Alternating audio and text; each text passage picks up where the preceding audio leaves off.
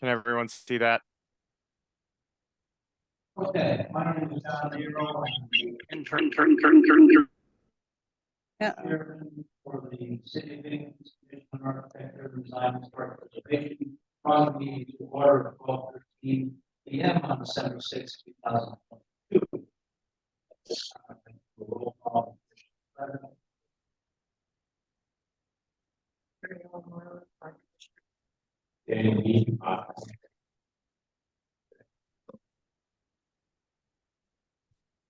Juliet Burling ex officio. Commission and your honor to have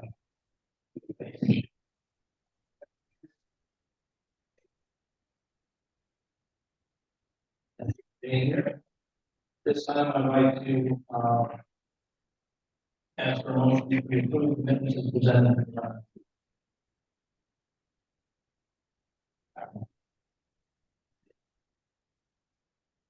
I will second. Thank you. Motion by Dan, second by Nick. All in favor? Aye. Motion passes unanimously.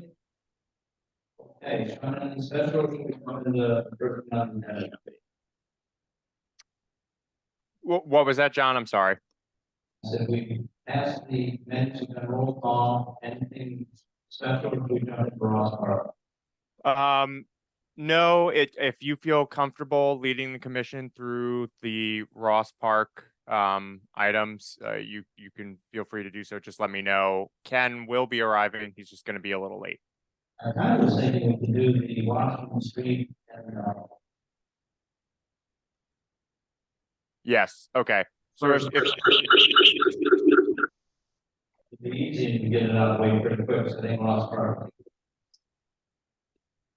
Yes, if you want to do it that way, what I would suggest is you just ask if there's anybody in the audience present who wishes to speak on that application, since you are moving it and we did set it as a public hearing. We'd like to be 33 South Washington Street first, case number 5, 202-20, the zoning ordinance. Please come up to the microphone, state your name. And welcome.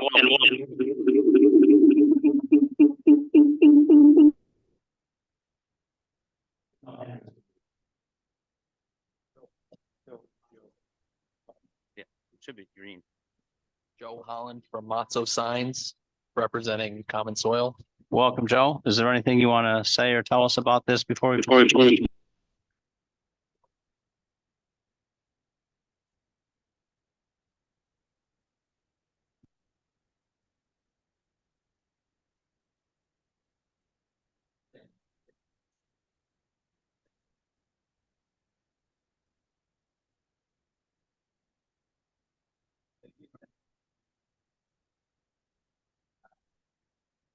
I just need to see it.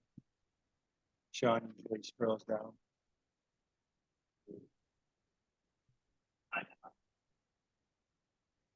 So the proposals for running sign, no different configuration. We've done a while ago.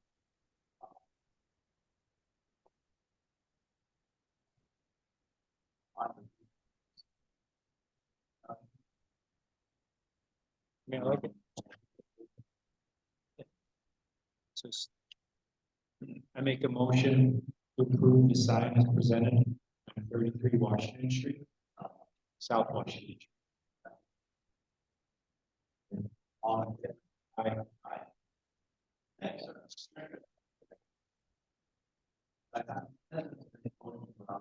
No, that's perfectly fine. Okay, next we've got on the agenda is 183 Water Street.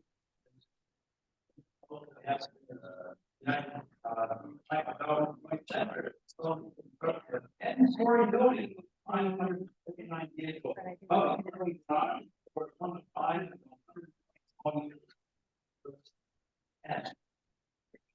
Move the mic from there. I can't even record out there. It's causing an echo. Oh, is that what it is? Okay. So we're just gonna have to hear. So So let me go back. yeah, it's gonna hear something that like that. because it's causing so much echo every time I open the mic for recording. So I moved this away. I wasn't sure if this was causing an echo.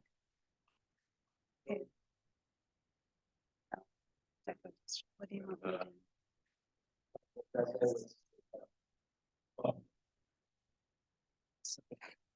so every time I don't know, I turn it on. It's causing a like double echo sometimes. What do you want? Just keep turning it on. Yeah. Just like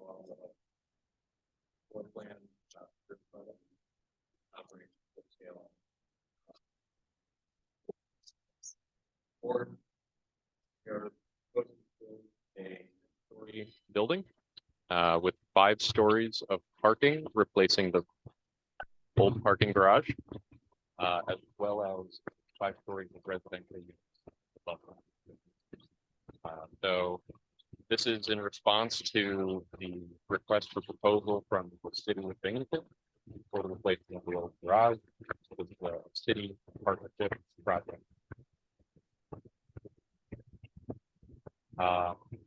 We'll be providing short-term parking and bicycle parking spaces on the first level, as well as the ability to promote vehicle queuing, minimize traffic impacts on the street. There'll be access to the upper level parking to the public, as well as parking for the tenants. There'll be connection to Boscov's.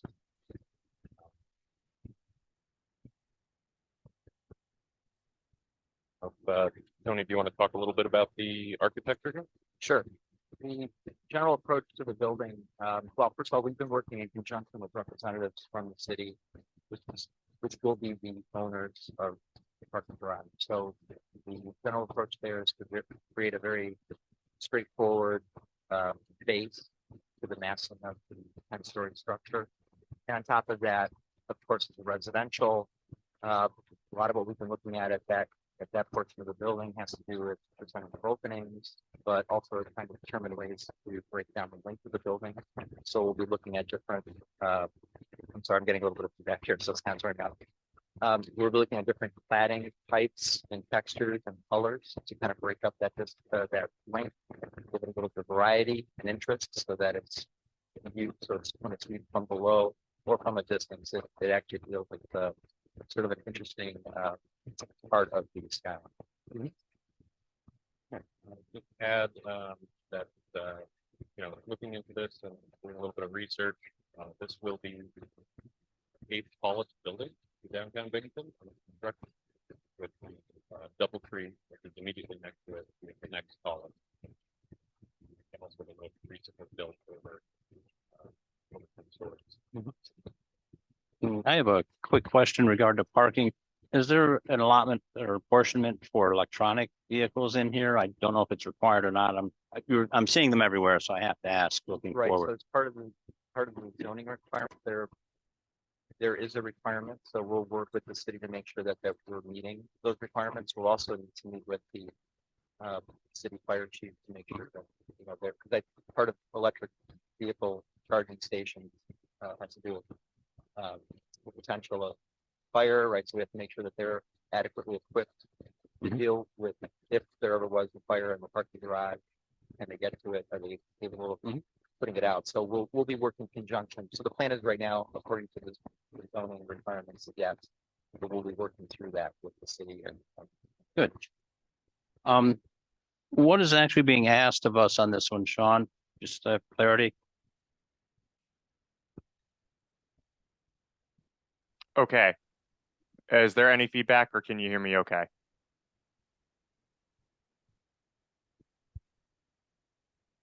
Can everyone hear me? Yes. Okay.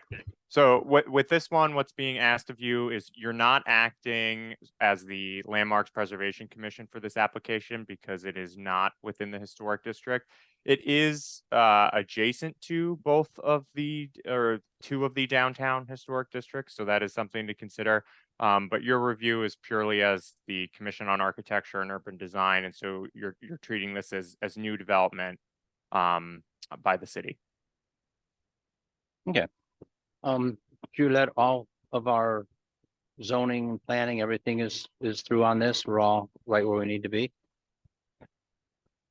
This has already moved through the other boards. Sorry, I asked the wrong person. Okay. Mick, you're the resident architect here. Do you have some comments? like I what actually had a comment about parking. Are there parking spaces allocated for the residential units above the fifth story? So all of the parking structure in its entirety is owned by the city. None of it will be dedicated to the residents, but the residents can purchase monthly passes to park there. So again, it's really a function of if anybody's living there, whether or not they want to purchase a pass. Right? So nothing will be dedicated necessarily to. Do we have a block of parking spaces that will not be able to be purchased, that would be available on a daily basis, like 25%, 40% that's available? Well, as Jake mentioned earlier, all the parking on the ground floor entry level, that's all temporary parking. So again, so people coming in and out, generally longer term will be up above. There's no set percentage, I think, and that'll be something that'll have to be worked out with the city and the parking commission as well. Are they limit the number of vehicles and parking? I don't know that we can. I think again, we can work with the city and the parking department to make that determination. So I don't think I can speak to that. John, I had another question. So I'm assuming materials were submitted to the city for approval? We included as part of our submission to this committee here, proposed cladding material.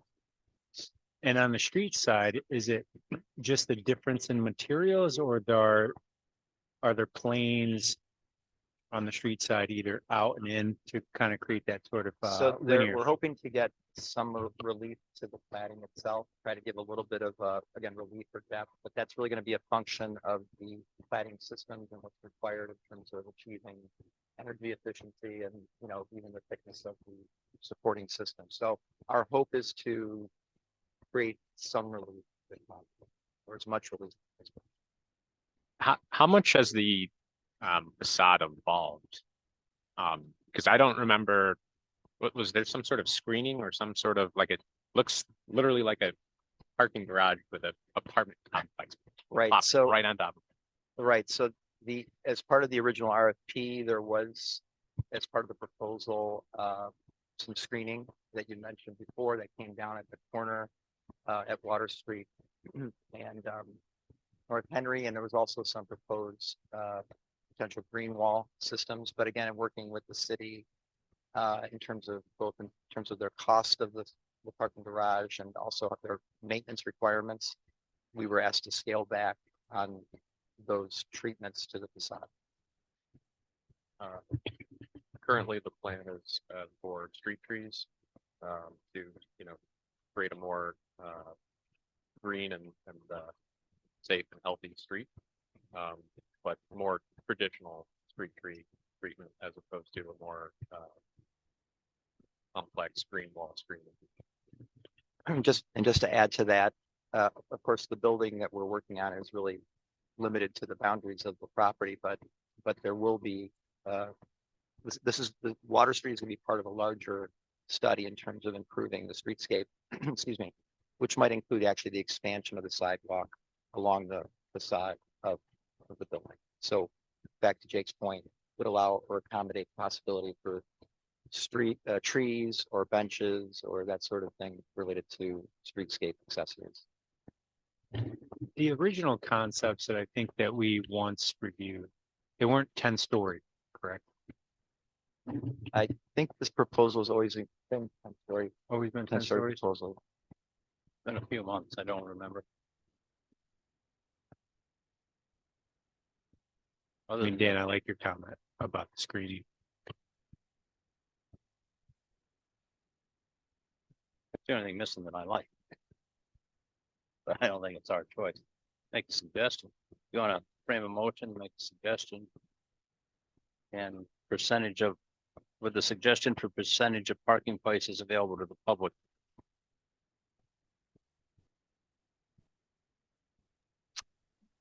John, I have one quick question too.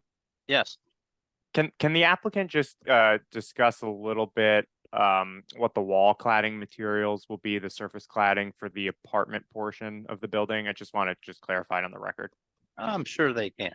Sure, I'd be happy to. So what we're proposing right now is to provide a mix of fiber cement panel system, cladding system, and they come in a variety of colors and textures. So we're proposing one of the fiber cement panels that we're proposing is has a concrete finish, almost very natural finish, so that in a way it relates to the cladding of the parking structure, the structure itself.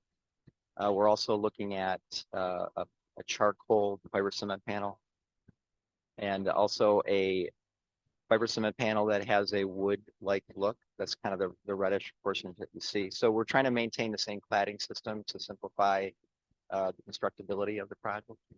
We're also looking at the possibility of a formed metal panel as well, just to give some, again, some texture relief and shadow, so the surfaces don't all appear to be flat.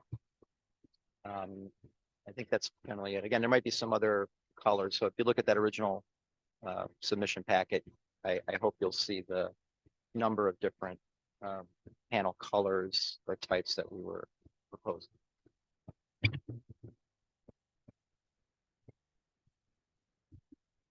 It's going to be prefabricated, concrete structure.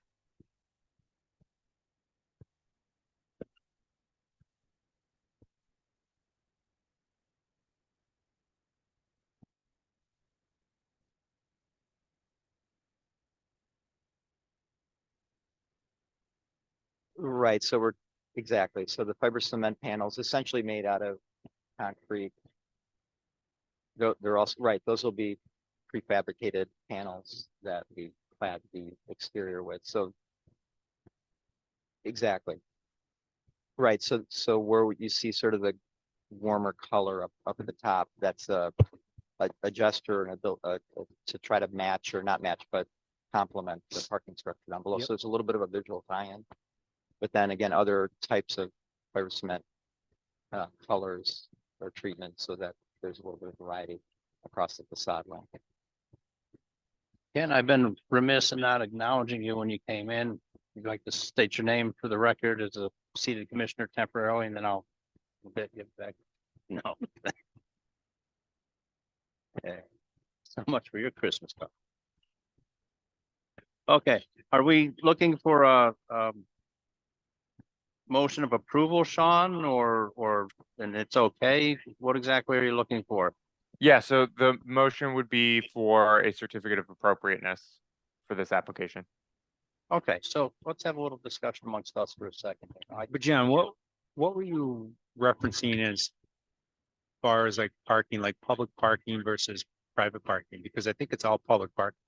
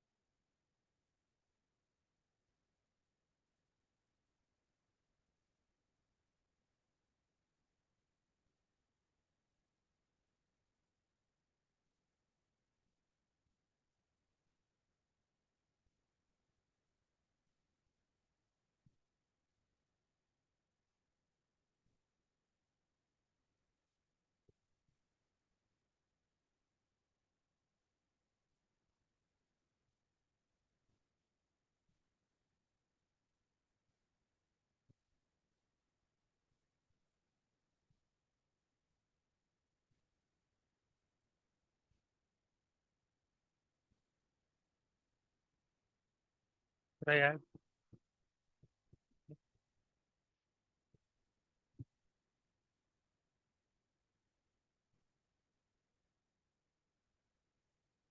In the old garage, there was specific parking for the businesses too. Like there were so many spots for, what do you call it? But you can't compare the old garage to this new structure, right? Two different things.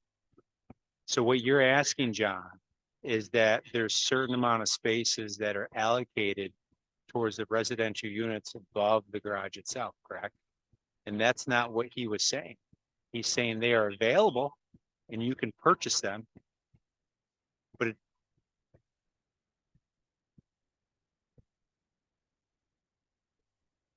for the public, How many spaces are available per floor? well, how many spaces are available total in the parking garage?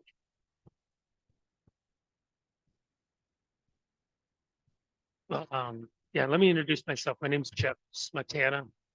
I work with the United Group of Companies and we're part of the United Pike joint venture that's developing the project. And we've been involved, we responded to the RFP and we've been involved with planning on the apartments and for the garage from the beginning. So the garage is a public garage. There are no private spaces. The understanding though for the apartments is that 120 monthly passes would be available for residents to purchase, similar to the way other residents. So now in the old Water Street garage, there were a lot of students, for example, that live right there that bought monthly passes. In the old garage also, there were some set aside spaces for some of the retail businesses that really wasn't appropriate, but that won't be that condition going forward. Right, on the monthly passes.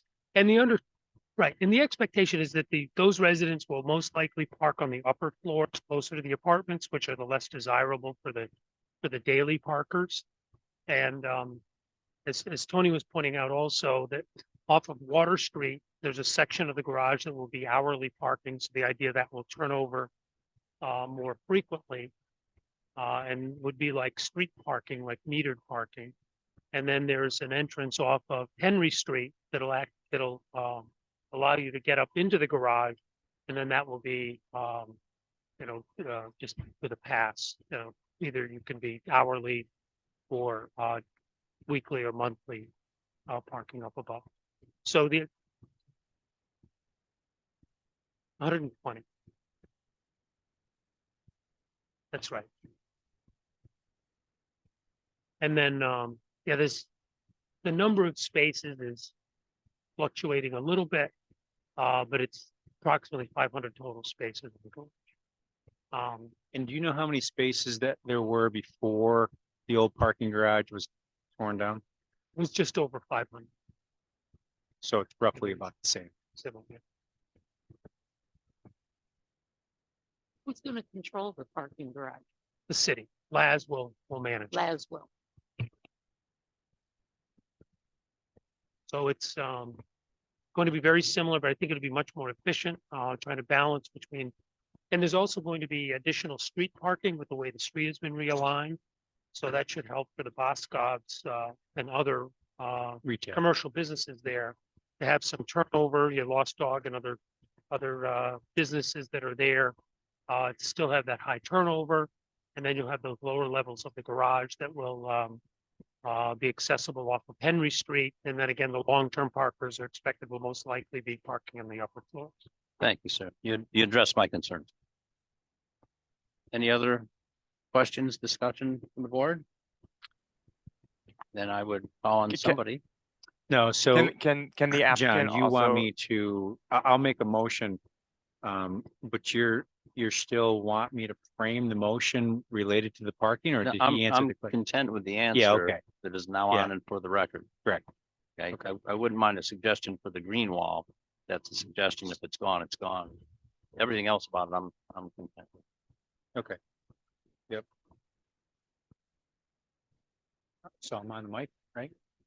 So I'll make a motion for 183 Water Street. That is the correct address, right? Yes, 183 Water Street.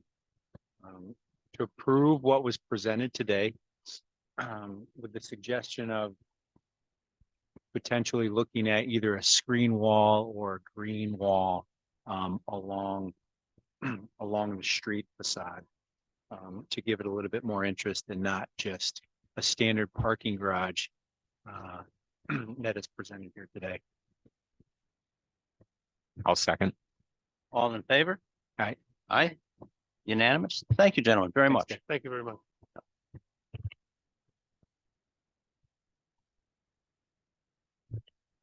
Yeah, yeah. As long as I can hear it, you can ask. I just had one other question too before the applicant leaves about pedestrian access to the garage. And what the plan is for pedestrians from the street entering the garage, because that's always been a little bit of an issue with our pre-existing garages. So the general intent is that folks entering the parking garage will enter from the Water Street side, both at the north end and at the south end. Once they're into the garage, there are elevators and stairs that can take them to the upper levels.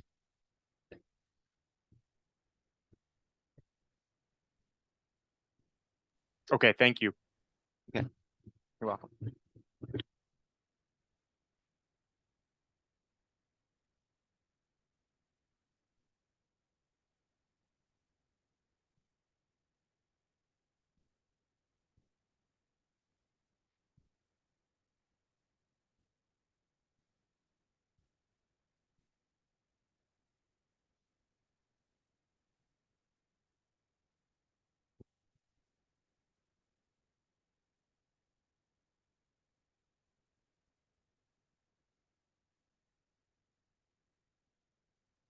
Sean, did you hear John? I could not, but I can hear you. Okay, I'll try again. Sean, There I we don't go. have Yes. Mark Yanati on the schedule, but I understand he's supposed to be, and he is here with his representative, and I'd like to address it again if we are able to.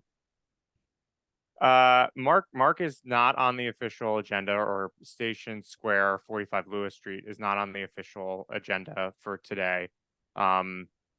If he's willing to speak, he can certainly speak during other business, but he's not an official agenda Okay, item today. so we can address it at the end of the meeting for other business. You can take it on as other business, although you can't vote on it. Okay. Thank you.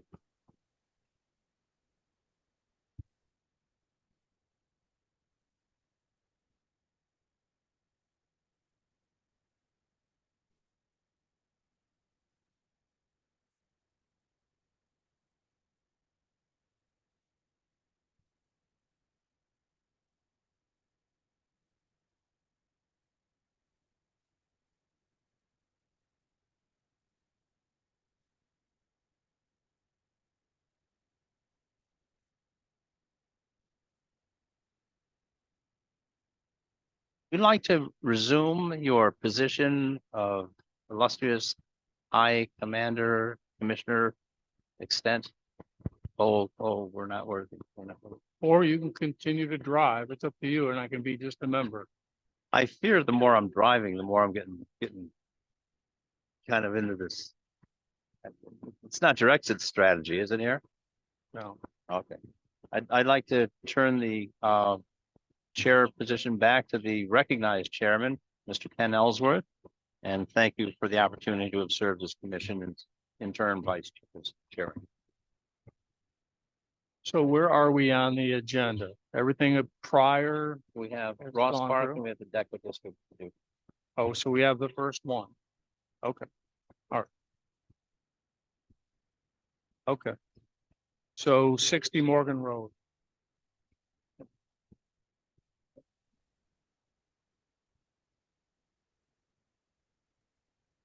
Okay. So for 60 Morgan Road, as introduced at the last commission meeting, Caud set a public hearing to perform seeker review for the restoration and rehabilitation, and also the potential creation of new trails at Ross Park. And included with the materials that were sent out. This is also, I should preface, this is part of a grant project that the city has received funding for. And as part of that grant review process, we have to conduct a initial environmental review. And so that's what Caud's purpose is today. And so included with the materials that were sent, there was the adaptive reuse plan that is sort of served as the basis of the project. It was utilized when we applied for funding. And so it's sort of the guiding document. Further design will be provided later on as we progress with the project, but we're not at that stage yet. So again, this is sort of the initial environmental review based on what's already been created. And so we have the sort of areas of the park that I just want to focus on are the primary area of concern here is this hiking trails section of the park. If you're familiar with Ross Park or have sort of ventured past the more utilized areas of the park, you'll find that there is a existing trail system in that section of the park that's in need of rehabilitation and restoration. And the goal of the project is really for this phase and for what we've identified as the primary concern of the grant is to hopefully utilize the grant funding to establish a connection between the historic gate portion of the park down here and connect it up to the hiking trail section, which then sort of opens up the historic gate area to the rest of the park via the hiking trails as well. And so again, I'll just show you that this was the loop trail plan that was created again in 2018. Again, that's sort of served as the primary document when we were applying for funding. And you can see that there's this historic gate section connecting up through potentially a new trail here, then connecting into the existing trails that need to be rehabilitated up here. So again, just sort of going through, there were 3 different phases identified initially. This project will primarily focus on a portion of this gate to carousel phase, right? The gate to carousel portion is not going to be the focus. The gate to the existing hiking trails will be the focus for this project. And then also the trails to gate phase, right? So this is the primary area of concern for the project. Again, just to go through some of the existing conditions. Right, so here are our trails. Right, and we have these trails that aren't as utilized quite as much. Mostly because I believe people don't really know that there is such a great existing trail system there. Again, there are some structures that will be included as part of the park, such as like wooden bridges and underutilized structures along the hiking trails, like this lookout point that will be rehabilitated as part of or envisioned to be rehabilitated as part of the grant. Underutilized sort of restroom facility structures as well.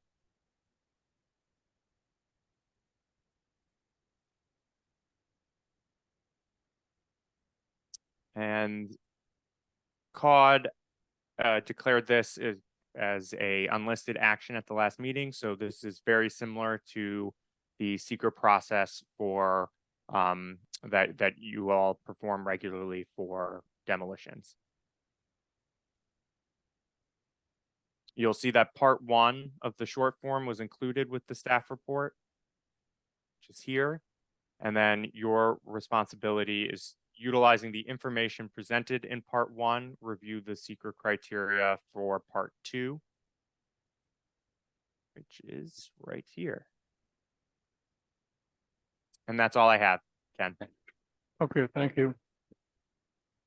So I remember we declared as a lead agency in an unlisted action on the last meeting. Is that correct, Sean? Oh, sorry. That is correct. All right. And did you say that this is also serving as the public hearing? Yes. Yep. This All right. noticed as the public hearing. All right. And do I have to have a motion to open the public hearing? It was opened technically it's open right now, but you should invite the opportunity for anyone to speak and just make it clear on the record that this is open, Right. this is an open hearing. Okay, fine. So is anyone present that wants to speak in favor or against the action that the application that we have in front of us?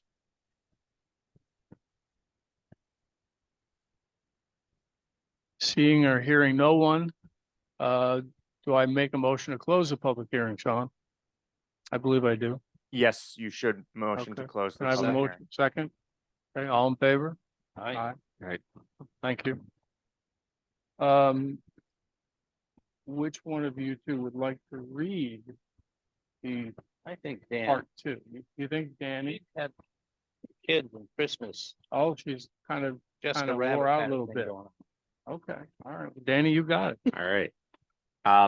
Will the proposed action create a material conflict with an adopted land use plan or zoning regulations? No.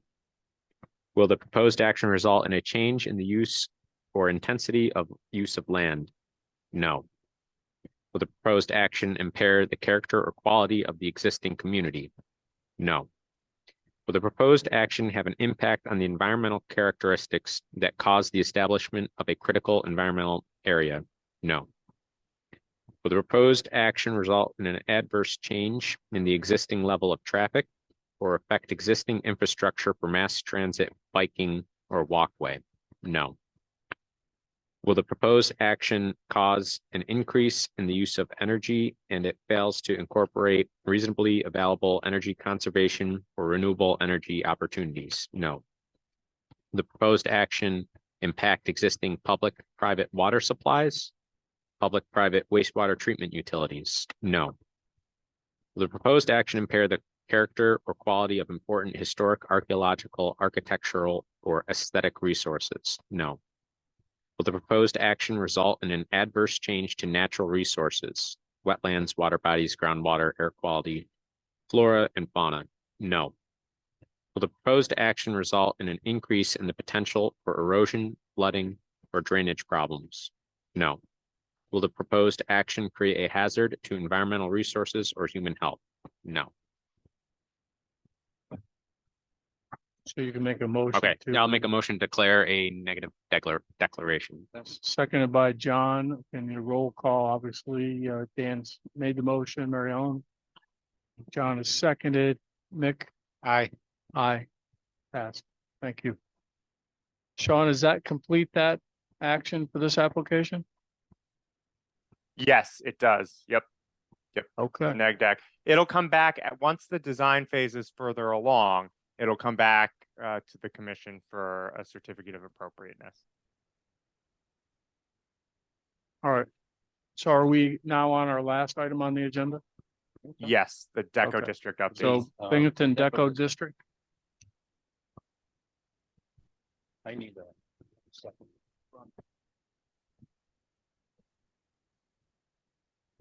we still have a quorum. We can continue.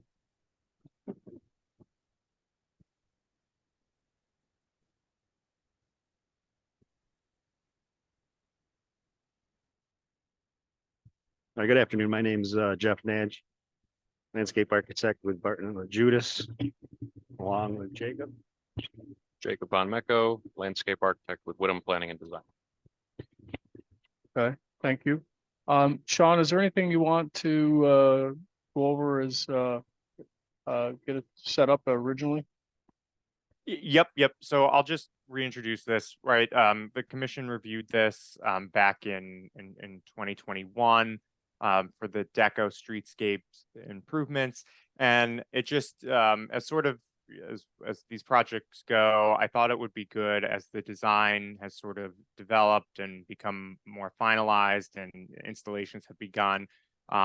It wasn't perfectly clear on the record at the first when Caud reviewed this initially what format the lighting plan would take, and so the planning department has asked for the applicant to return and sort of clarify the lighting plan that's being utilized, and it's primarily going to consist of essentially three major lighting sources, right? There are these gobo light fixtures, which all allow the applicant to explain, gateway signs with lighting, and catenary light fixtures as well that'll exist over the streetscape. And I, just to let the applicant know, if there's things they want to reference, I have the photos that they provided as well as the plans they provided. So if they need me to pull anything up, I'm ready to do so. Okay, thank you. Yeah, I do have the packet, if you guys want prints for that, but.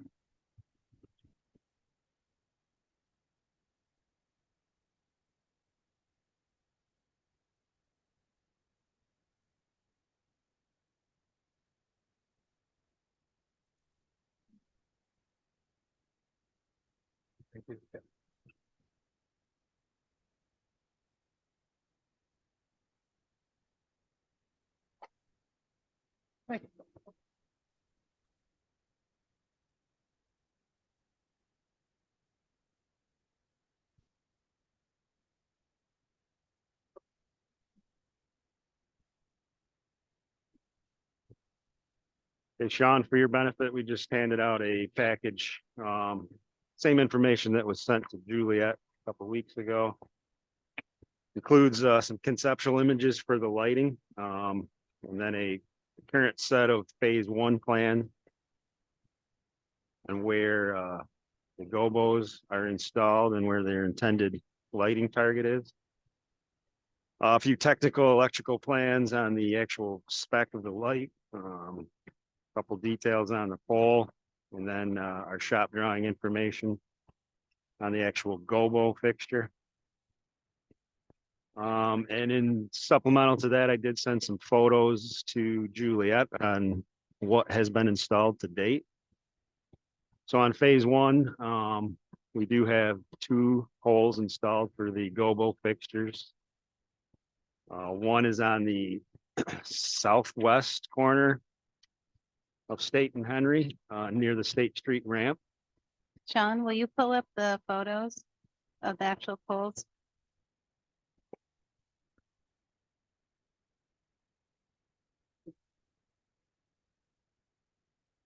So what's on the screen right now are the 3 poles at the mid-block crossing for the catenary lights. So there's some string LEDs that we're going to go over the mid-block.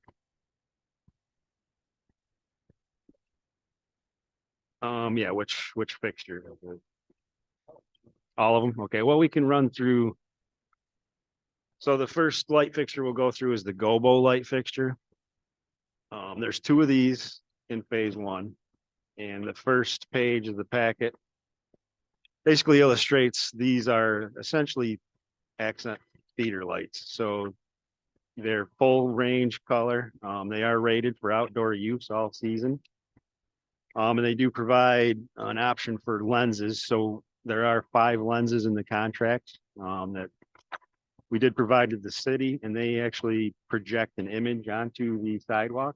These are typically used in winter installations to project lighting on building facades and other surfaces, vertical surfaces, but we can use them to project onto the pavement as well. None of these lights could project into the vehicular right away, so everything's projecting in just onto the pedestrian pavement on the sidewalk. So the first one is, these are 20-foot poles, I think, or 16-foot. And this one's on the State Street ramp. So this would just be projected down onto the sidewalk near the pedestrian crossing. And then the second gobo is actually on the northwest corner of State and Lewis. I think both of these are actually outside the Henry State Park District, just not opposite of Lewis and State. So again, this would project the fixture down onto the pavement surface. And the city would have the option to change lenses for festivities or other holiday seasons or whatever. This idea came about talking with Joshua Ludsky in the initial concept of this project, and kind of built on the momentum. It was Luma Festival, and we thought, with this being the arts district and the forum as the centerpiece of the district, this was kind of an appropriate accent lighting feature. So there were currently 3 in the phase 1 contract. The other one was actually located down near Depot Street underneath the railroad bridge. That whole segment was removed from the contract. We are holding the 3rd light to be relocated in phase 2, which includes portions of Washington, Henry, and Lewis. Before we go on, I would also add that these are programmable LED fixtures. So there will be a control box that city staff will have access to and can not only change out the lenses, but also pre-program a scheduled calendar of color changes for these as well.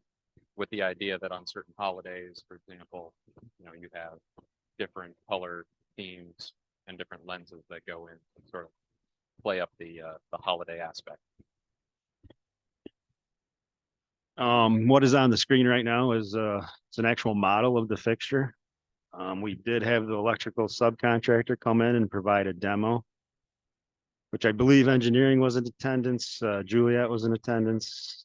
We did have DPW and Parks on the invite list, but I'm not sure there was any representative from either of those departments. I'm not sure if the city has identified who would be maintaining these yet.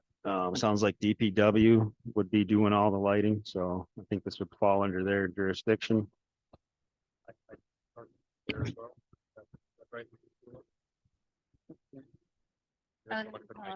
Yeah. Sarah Gross was there from Economic Development, and I was there, and I'm not sure if I was present. Okay. Engineering was also there. Yeah. So yeah, as Jacob mentioned, all of these light fixtures would be controlled from one spot, on a controller about mid-block in State Street. So they can be programmed, wirelessly through the internet, similar to, I think, some lighting at another parking garage in the city. They could all be done at the same time, essentially. So they can actually program shows and light colors and everything. And they're all on one DMX controller. So they're all colored lights except the string lights. I'm not sure what's next in that slideshow. Those 2 are the gobo lights. Okay, so there's also some lighting in our gateway signage.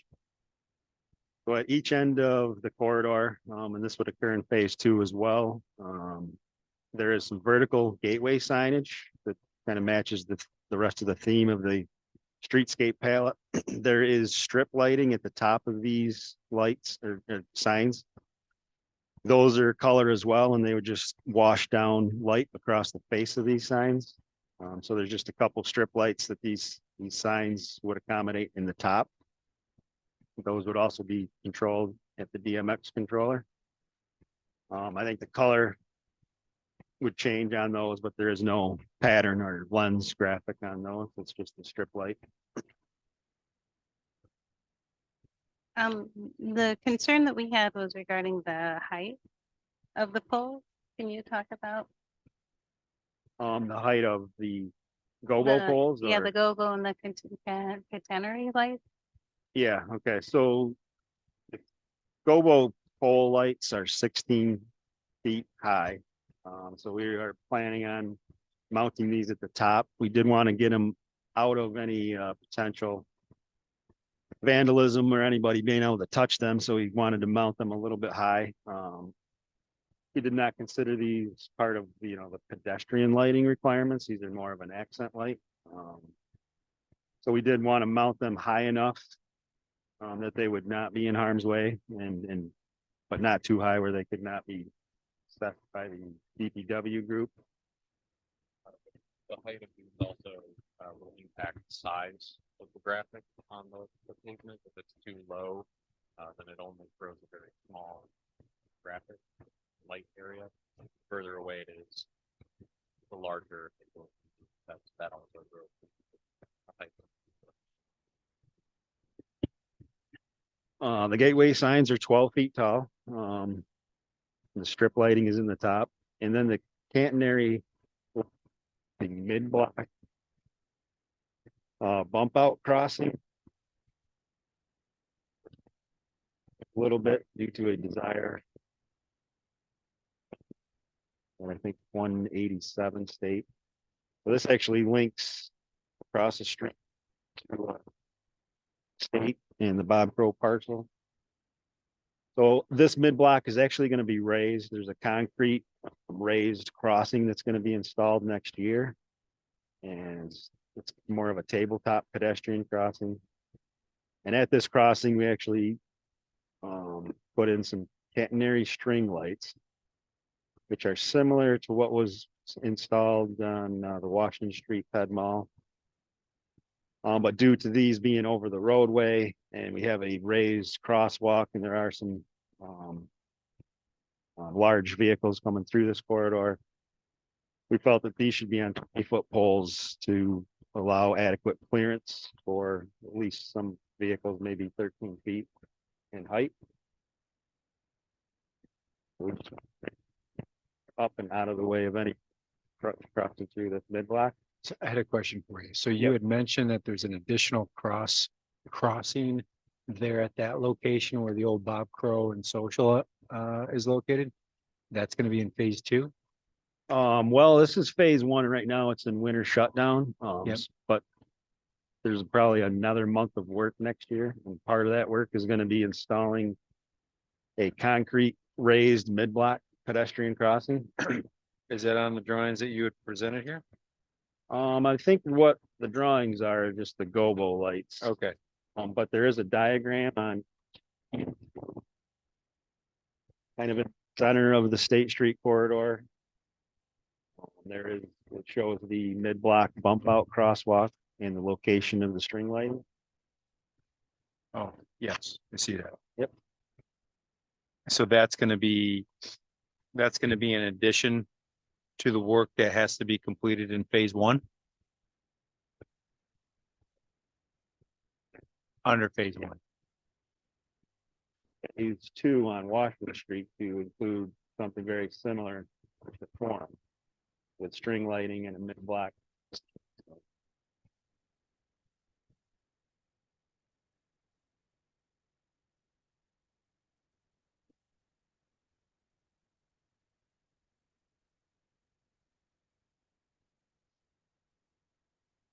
So our understanding of the concern that as we understood it was that there is guidelines for the height of pedestrian lights in the historic district. As you can see on the screen, well, you could see on the screen, there are existing pedestrian light poles that have both vehicular lighting as well as pedestrian level lighting, which have a more ornate historic character, those existing light poles. And so our understanding with this project was that, you know, we're not adding or replacing any of those historic poles. And the lighting that we are providing is significantly different, both in character and function, to the point that it would not conflict with that historic character of those existing poles. And so at this time, we have been moving forward with construction of this project. Right now, the electrical infrastructure is installed, foundations and all the poles.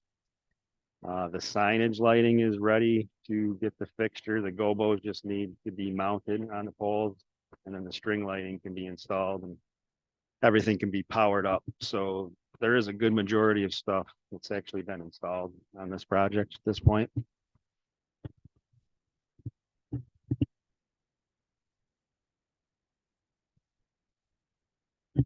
So I know we looked at this before and can't remember everything that we talked about.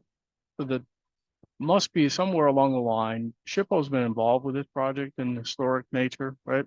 So those lights have been deemed to fit the historic character of what you guys are doing. I mean, it's all part of the theme, I would assume. I don't know if we talked about it before, but what the difference is this is not lighting in historic nature, as our guidelines are saying. This is in addition to. So Yeah, so I mean, but somewhere along the line, someone had to, whether we did, I can't remember, made a comment that these were appropriate in the historic district in order for them to be in, have them in this project this far along. Either Shippo commented or we commented, I can't remember. Sean, do you remember anything regarding that? So the thing that the board, right, this is just an update on the application that was previously reviewed. And so Shippo did review the plans just as Caud did. And I think they actually, you both received probably the same information, except the lighting plan has come along a little bit further. As I think Jeff has previously acknowledged that it's a little bit further developed at this point. And since the lighting, particularly for the gobos at either end of the district, and as Jeff identified, they're not actually within the district, but you still have purview over them since this is a municipally led project, right? And so you're reviewing those sort of outside of the district and also reviewing the lighting scheme as further developed at this point within the district. It's not with the catenary lighting, as was identified, it is not dissimilar to what was reviewed when you reviewed the pedestrian mall improvements on the Washington Street Plaza, right? That's not that different than what was proposed there. And the schematic design, which was presented, did illustrate catenary lights as well. Okay, I just wanted to establish the record that we've been over this information and have made a determination prior. So this is, like Sean is saying, this is an update to us, a little bit further along in the design patterns, pole heights, that type of stuff. So general discussion, anybody have and concern? when you initially reviewed it, you did ask I for think the lights are supplemental very information about the uninvasive. signage. I mean, kind of can hardly notice them. I like the idea of having some theatrics, especially if there's outdoor events going on down there, and we seem to be gearing more towards having outdoor events and the forums around the corner. My only major concern isn't with the lighting, is it's with the street signs and the obstruction of line of sight at the intersections. And that was my big issue the last time, because you're pulling up in a car and this looks like it's about 2 feet off the ground. 3 feet, and you're sitting in your car. It's just an obstruction. I think it should be above the line of sight. Yep. We actually did take a look at that during final design, and at the request of the traffic board, we did do a sightline memorandum. And basically it resulted that there was not going to be much of an issue with any sight distance for turning movements, I guess. I could provide that to the Caud board if they would like to see that. We didn't get any comments from the traffic board. They requested we do one and we submitted it. It was just maybe a 5 or 6 page document. We can provide that. Okay, thank you, John. And in terms of the Shippo review, they did see a lot of the conceptual graphics, and we did have a description of everything. Shippo's only comment was actually in regards to the curb line, the historic nature of the straight curb line, and we needed to provide justification to Shippo as to why this project was funded by the Department of State, which was to make it more pedestrian friendly, create safer crossings. And then they agreed with that assessment and gave us a no effect letter after that. So I don't, in a practical sense, I understand their pole heights. Obviously, you don't want them being hit. So I don't know if you have an option as to how high they'll go in the one instance. Okay. Sean, this would be a motion of appropriateness, right? Or just an update? Yeah. Do we have a motion here that we have to make? Yes, I think for just clarity on the record, you should motion to amend your previous decision to include the updated lighting plan as presented. Okay. Just to clarify too, we are proposing the similar lights in phase two. We are probably 90% complete with our submission back in August 21. We are going to re-engage that to take a look at the design again and then repackage it for bid to follow on phase one once that's complete. Is there any need to come back to Caud with, once we determine our locations on phase two for some of these lighting elements? I mean, we do know the string lighting would likely be over the mid block in front of the forum. And then there are a couple more gateway signs with similar lights. And there's one or two gobos we might locate in phase two, but I don't think we have final locations yet. We are going to work with some stakeholders on phase two to determine where those should go. But- Jeff, there'll be additional polls? What's that? Will there be additional polls? Yes. Okay, Yeah, there'll be all the similar features. It'll just be on phase two, which is essentially around the corner on Washington in front of Forum, around the corner on Lewis, and then the section of Henry down to the Henry Water intersection. when the locations are finalized, can you submit those to us and we'll go through COD with them again? Okay, Is that more of a planning issue, locations? No, it's a city project, so Okay. it's handled by COD. Okay. so is there a separate certificate of appropriateness for phase two, or is this covering phase one and two with just updates as needed? I think it'll be updates as needed. If phase two has some more extensive changes, then we might need to see the whole thing again, but I think we can handle it all as an update. Does the committee agree? Mhm. Okay. Yeah. I mean, the only thing I can Yeah, think of, just update. thinking out loud, is it becomes, is it becoming cluttered with poles? Nice for the lights, nice for the effect, but you look down the street in the daytime and all you see is poles. Right. We're not adding that many, but I guess that's a factor. So it's one trade-off or another. Can I ask another question? Mm. So the additional poles will be going on a different street? Okay. Yeah. Yeah. Okay, so there'll be no additional poles on State Street, Henry Street area. They'll just be added No, to- everything is installed right now on Got it. state. I mean, Washington, we could look at if there are some existing poles to mount. Mhm.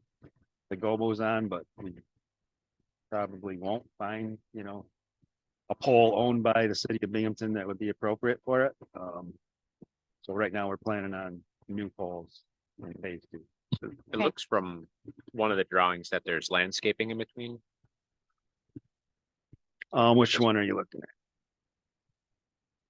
Yeah, that's just an example image. That's not, that's not the property itself. That's not specific to this.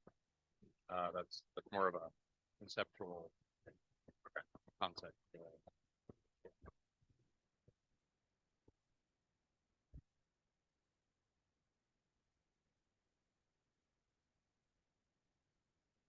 Any further discussion on the board? Any concerns? Juliet, all set? Sean, Sean, did you have anything? I did not.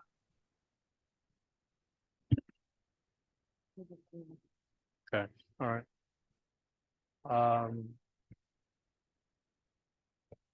So I make a motion to amend our previous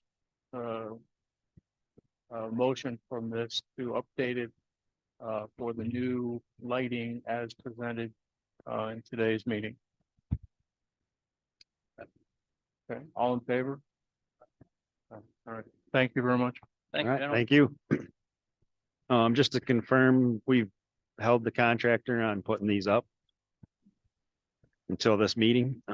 Does this mean we can contact the electrical subcontractor and get installation scheduled? Yes. Okay. Yep. All right, thank you very Thank you. much.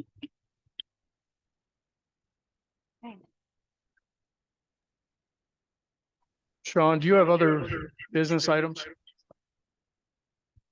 Yes, yep, there's I believe now there might be two other business items.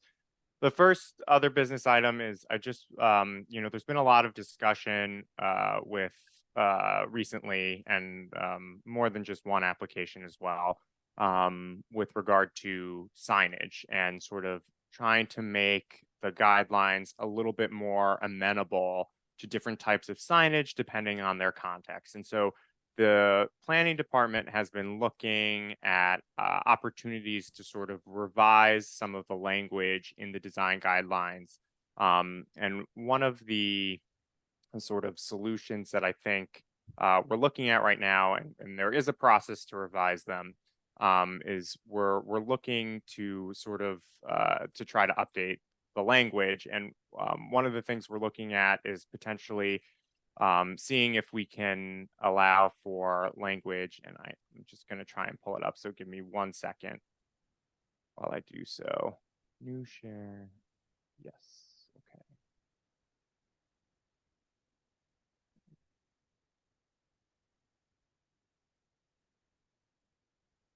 Let's copy this over. Yes.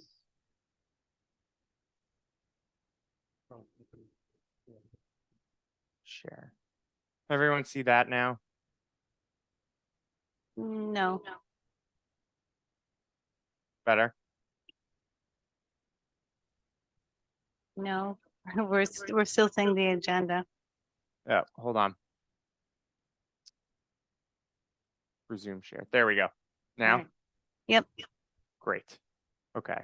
So this is sort of the language we're thinking about in place of basically generally internally illuminated signage is not appropriate in a historic district. So sort of adjusting the language to include this.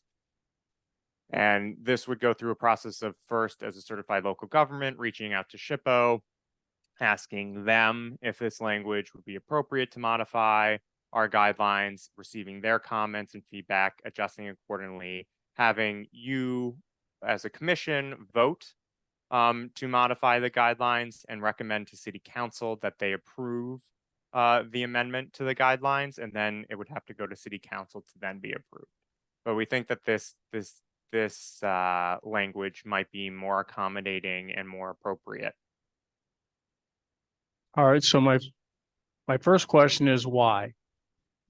Well, as the commission is probably well familiar with at this point, there have been times where the commission, like even more recently, the commission has stated that they really liked the design of a sign, but they felt restricted by the guidelines to approve it. And even at times they said that the sign was appropriate for the building, but they felt precluded from approving the sign due to the restrictive nature of the guidelines. And so we're trying to arrive at language that would be or facilitate you as a commission to act when you feel that the design of a sign that is appropriate in a historic district or on a local landmark building, and it fits the building, and it will actually do less harm than other proposals. Okay, so just off the thinking out loud, it's generally watering down the requirements, and it's going to make more controversy than it's going to help. I think there's actually a way that we don't have to make an amendment and still allow it as an exception. Just based off of context. Like I was reading the current guidelines, and it does directly mention panel box signs. And that's sort of the absolute case where they say, no backlit panel box signs are inappropriate. Then it says the only other reference to internally lit signs it says that it's generally inappropriate. And that's on page 85. I was just thinking like, that still leaves a little bit of an opening, and we don't, I think, that would allow an exception to the rule. Now, I think in the case we're discussing,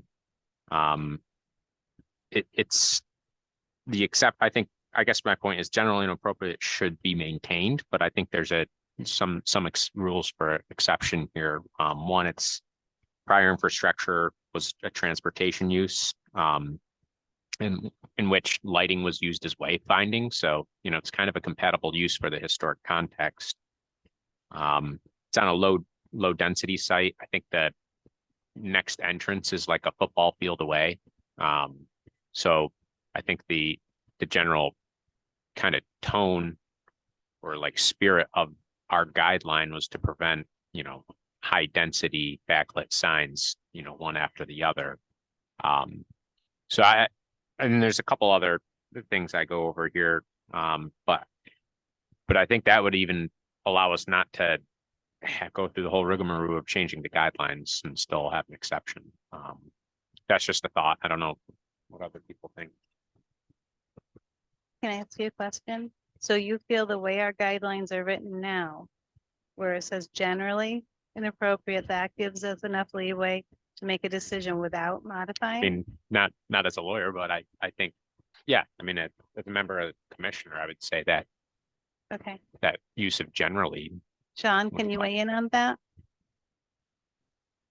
Yeah, I can weigh in a little bit. I mean, really, it's up to the purview of the commission. If they feel that the existing guidelines are sufficient, and they can state that in the past, right, they feel the guidelines have performed well, then it's, within their purview to continue using them. If they feel like there have been multiple times, that there have been issues with internally illuminated signs where they felt like it may have been appropriate for the building and they felt restricted, then I think they should consider potentially amending the guidelines. But it really just depends. I mean, there are several commissioners who have served on this board for a number of years who have seen many sign applications come before them and have seen many applicants frustrated. And I think that it's really up to the commission as a whole to decide whether or not they want to hold to their current guidelines or if they want to amend it. Well, understand your comment, Sean. So I guess it comes down to, the city commissioned the study, the city commissioned the guidelines and adopted the guidelines. If the city's in a position to want to change the guidelines, to change the look of the historic districts, that makes sense to me. To change it for a few controversial issues that I remember don't make sense to me because it gives us the ability to deny. And the weaker these languages get, the worse it is for us trying to adhere to a guideline that's weaker or watered down. Yeah. Yeah. I mean, I want a strong opinion from the city as to what they want their city historic district to look like, and we'll adhere to it. I don't want to waffle back and forth in front of every applicant trying to find a reason why we're going to allow a backlit sign or an internally illuminated sign. If the city wants those, change the ordinances or change the guidelines and Yeah, we'll so follow. Sean, I think Dan makes a good point, right? So, and I probably should take a look at this a little bit closer, but it says panel back signs, illumination from the inside are not appropriate. That's pretty clear. It's not. It doesn't give you any room for interpretation there, right? And then it says internally lit signs are generally inappropriate. Now, generally, like what Dan is mentioning, is that gives you room for interpretation. General, it doesn't say not and it doesn't say yes. It's kind of like an in-between. And to his point, I agree with Dan as saying that, we want to try to avoid this in the densely populated area. But in the case of 45 Lewis Street, because that's where my office is, it's not densely populated in that area. And the next possible building is probably a football field away. So what is the criteria? And like what Ken is saying, he's not saying that it needs to be black and white, but he sure doesn't want us to skate the line or toe the line where we approve something and then it's a what's the word I'm looking for? Precedent. Yeah, it's a precedent. Thank you. And that's why I think we have to, if there has to be like multiple grounds on why we Correct. have it being an exception, so that when the next person comes, there's not like, we can list, all right, here's the specific reason. And that's why I brought it up last meeting. If there's gonna be approval, it has to be, if there's gonna be an exception, we have to have like, a list of 4 things, each one compounds to make it harder to, in the future for Right. the precedent to be kind of abused. Because that exception is specific to that building and to that project. And it's not the same for other buildings or other projects within the historic district. That's why it's an exception. Yes, so what I would add to that is I completely agree with everything that was just said. This is just model language that we were, providing for comment for the board today. But generally, and we love that word generally, the goal of design guidelines is to be more specific than less specific. And right now, the guidance that's provided for the signage chapter, and the language that we keep coming back to, is vague, right? And it would be better to have more precise language that makes the board's determinations clearer, right? And so that's really what's at the heart of this, right? Is trying to more further define the guidance, right? Rather than having open, vague language, it's better to define it concretely. And sorry, and I agree with all that. And Mick and Dan will pick on me, but the engineer in me likes to be black and white. And I know that doesn't apply 100% in this case, but I agree with you. The clearer and more direct this language can be, the better it is for the board to make a determination. Yeah. And also for you to take an application in that is fully inappropriate and it doesn't need to come to the board because it's Correct. just taking our time. If it's not appropriate, it doesn't even get on the agenda. Yeah, Ken, for the record, I just didn't want to say black and white. You could have said just engineering like. That's even worse. That's even worse.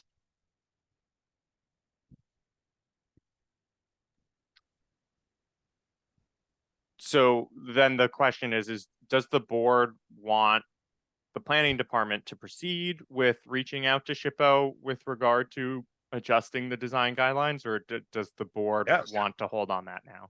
No, I think we do. No, I mean, I think we're reasonable to look at options and you can always improve stuff. My comment was don't water it down. If you can get to something more specific, that's easier for us. But I think it would be good, like Dan did a sheet here, which I haven't had a chance to digest yet. If you've got suggestions from the planning department, by all means, send them around to the board so we have time to read them, digest them, and we'll come back and discuss them again in a formal meeting. And Dan, did you Is that the only did you adjustment submit you- this to everybody? I mean, today, but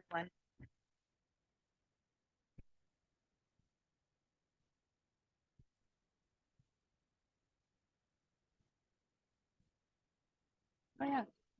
oh, yeah, I think that you should send that to Sean. Yeah. Because I like what you put in. And again, I'll say this for me personally and only me, that I probably should go back and reread, some of those items within the guidelines. It's been quite some time. Yeah, I'm not gonna lie. It's been quite time. I'm to say that I'm really thrilled with this, Dan, that you took the time to do it. And I think if we'd had this at our last meeting, I would have pushed to get that sign approved because it gave me what I was looking for in black and white.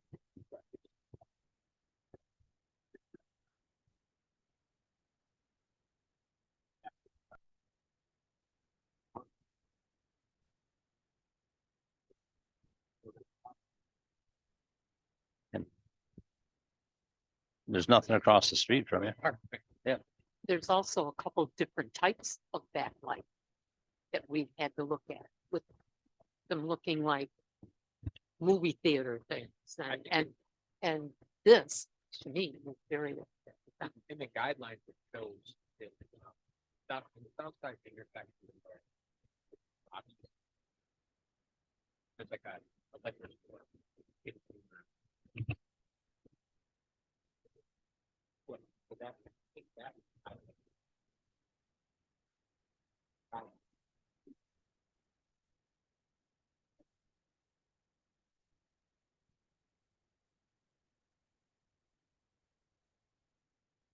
So at the last meeting, this discussion is centered around 45 Lewis Street. We had asked for SHPO's comments. Have they weighed in on that?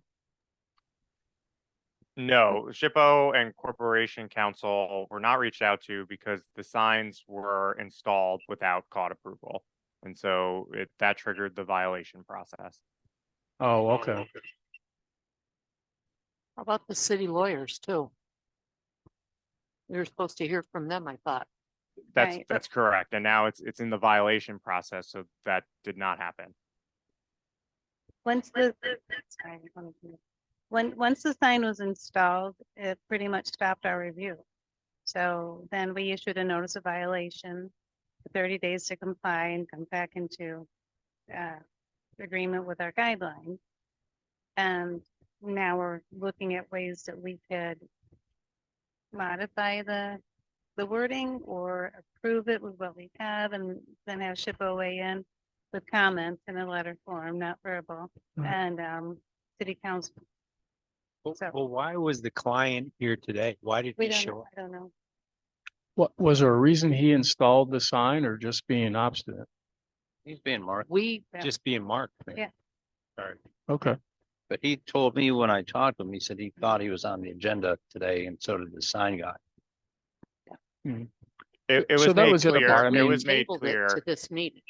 I don't mind revising thing. I dislike revising thing for a specific case just to appease a application in the city. If this is all to get out of the pickle with 45 Lewis Street, I'm not interested.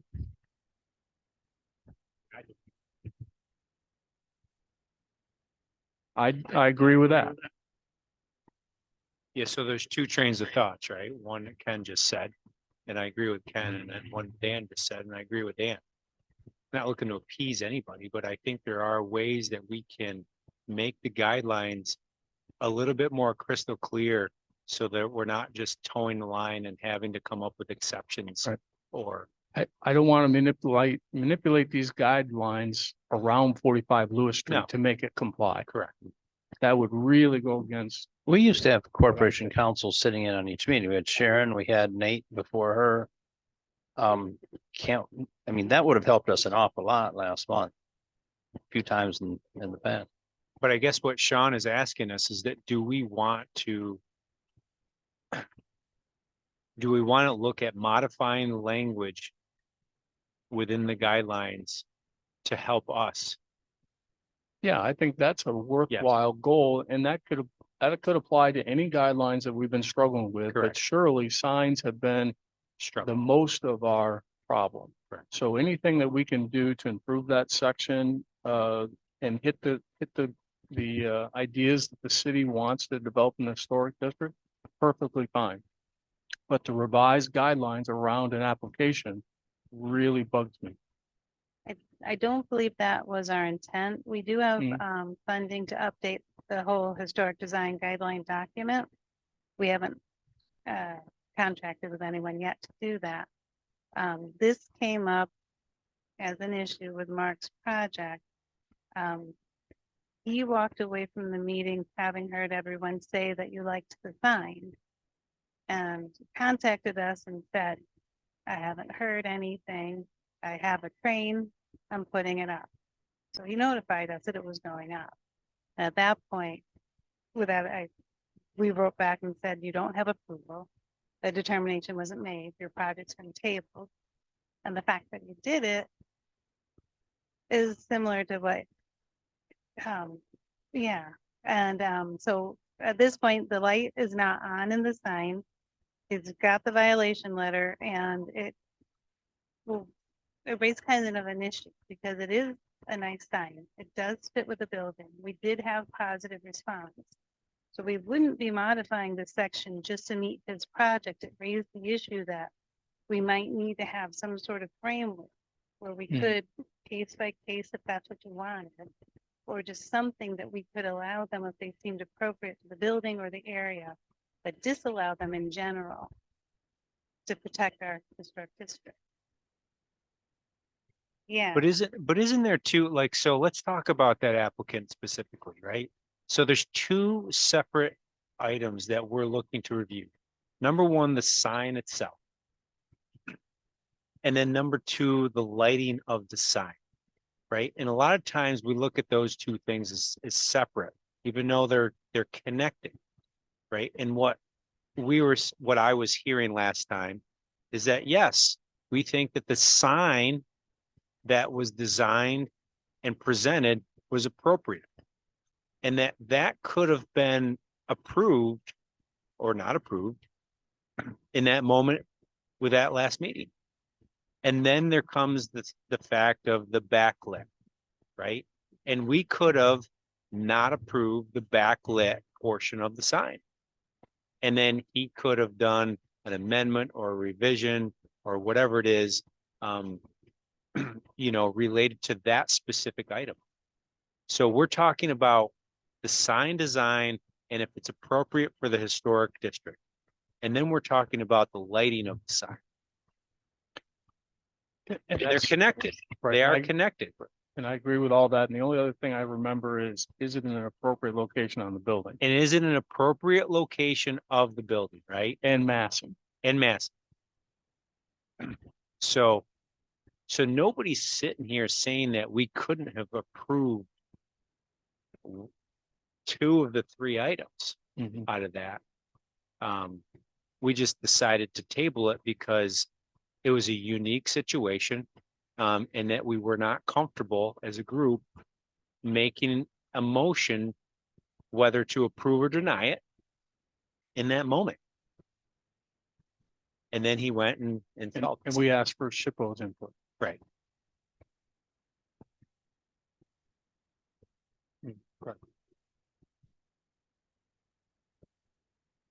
No, but what I'm saying is that so as a commission, we could have sit here and said, no, the backlit portion of that sign is not approved.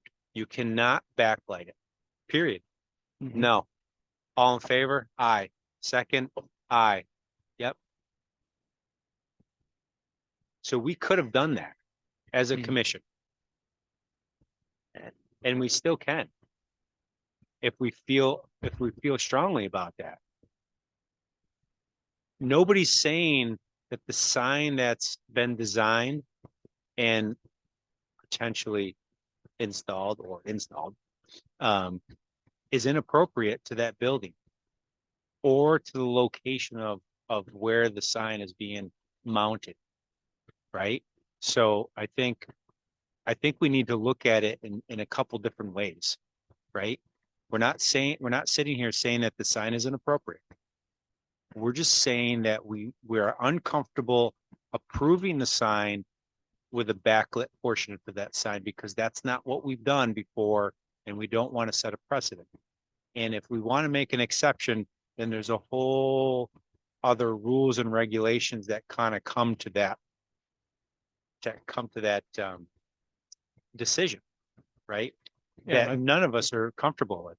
Yeah, and I think that's where Dan was going. Correct. We're going to approve the backlit. Why did we approve it here?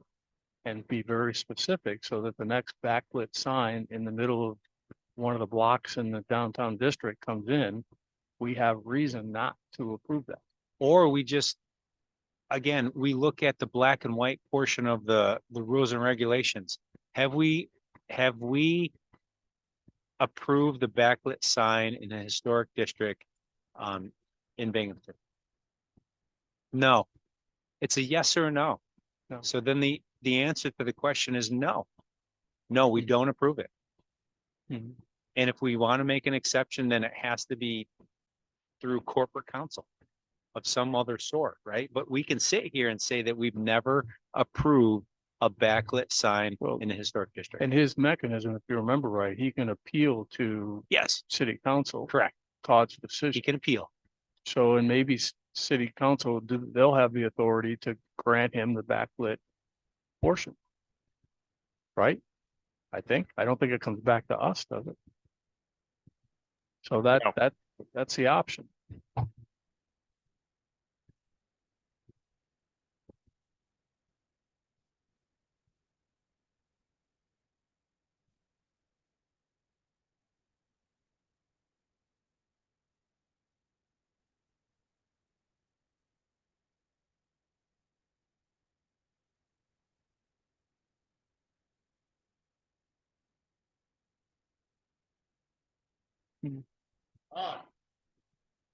Is anybody out there?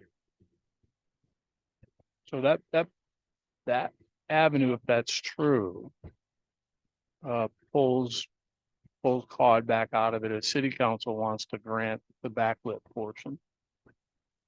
I mean, the right answer in the big scheme of things, the city does not want to get into a legal battle with Mark, I'm sure, to have to remove the sign only to put the sign back up. I mean, that's crazy, right?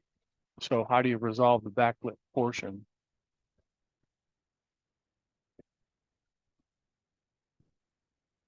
He's got to appeal the city council. Well, that's what he by- said. That Ken's saying that he can appeal to city council. That's who's the, oh, I'm sorry, that who is who, his avenue is to appeal that directly to city council.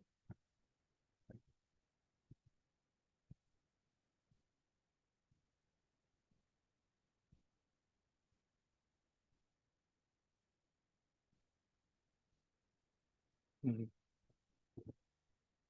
Yeah. And the only thing I'm concerned about taking any action today, because, well, number of reasons, he's not on the agenda to take an action. And two, we're in a stop work order, a violation. And I don't think we can do any action in a violation. So the Right. city's got to work this out. And didn't Juliet say that it's 30 days from the stop report?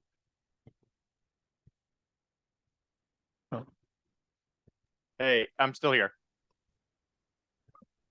You know, if you want planning staff to continue, you know, discussing with SHPO and starting that process, that's fine. If the commission thinks we should hold off for now, that's also fine. It's really up to the board to decide which way to go today.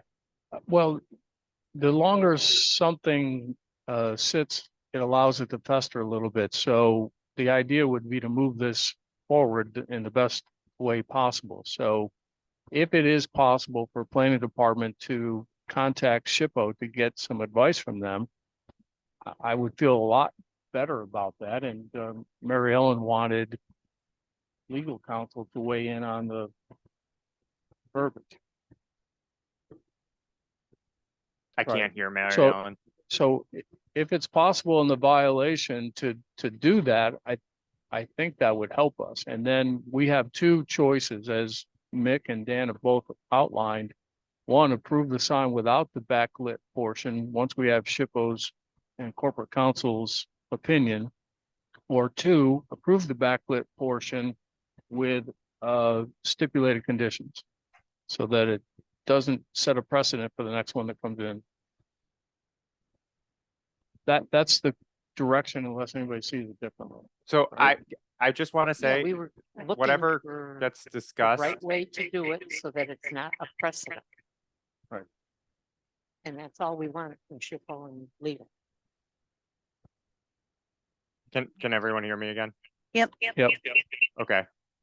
So I was just gonna say that the specifics of a case should really only be discussed when an applicant is present. So if you're gonna have if you're gonna make any concrete decisions about, you know, how you're framing your views for a specific application, that should be done at another time where the applicant is on the agenda. Or is present to speak during other business. I don't know if the applicant is still present at the meeting. No, he's not. We're not taking any formal action. It's discussion under old business. It just happens to be 45 Lewis Street centers around the sign revisions.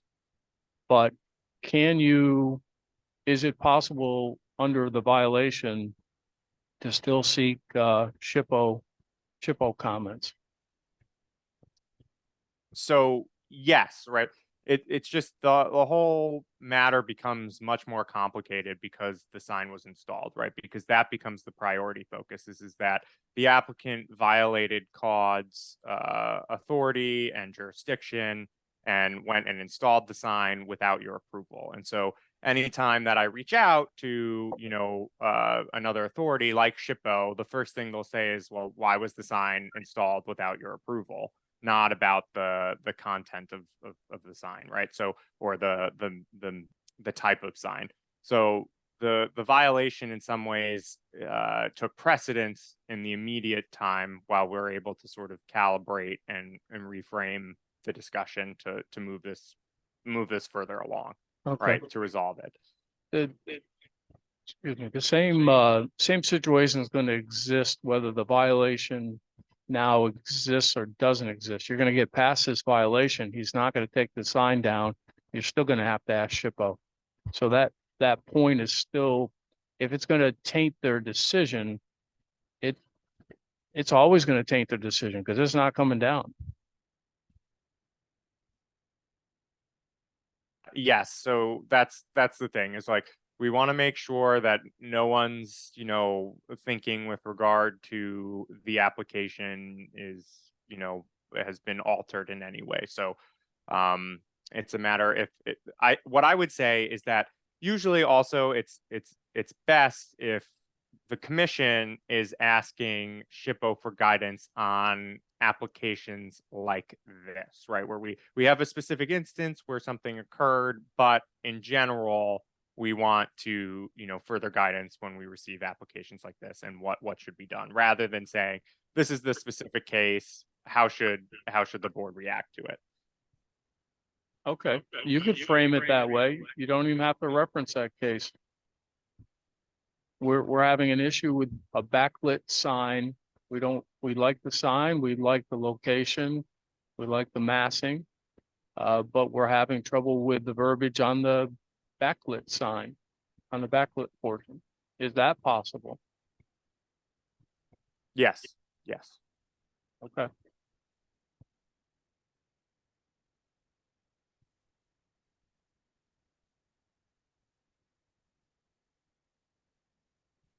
All right, any further discussion on this? Okay, Sean, you mentioned another item, or did we address No, it? you've addressed that. I wasn't sure if Mark was still present and wanted to make anything known to the board. Okay, so, sorry, one other thing that came to mind, so like an example with the lighting came today, right? So we had that review, we made our recommendations, made our motions prior. An opportunity came for a presentation of the lighting and what it was. It seems like it would have been appropriate to notify the board if we wanted to have a member there to help us in our decision that was made today. Because everybody got invited, even in IT. Why wasn't Caud board invited? I was invited after the fact to the DECO lighting. Yeah. Engineering invited me, and that was the first I was aware of the size of the So poles it's for the communication, lighting. internal communication issue. Yeah, from the contractor side. Right. They felt that everything had been approved, and it technically had been, but it hadn't been brought to our attention as the signs had been and the crosswalks had been brought out of the blueprints and presented to Caud. The poles and the lighting itself had not. That was the first that I was aware of that. Yeah. Okay. No, just those opportunities that some members of the board may want to, willing to come and see the light or see the presentation.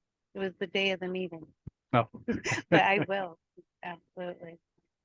All right, thank you. Anything further from the board? Okay, motion to adjourn. Seconded by John. All in favor? Aye. Thank you. Hey, is the recording, can the recording be ended now that the meeting has been adjourned? Fallon?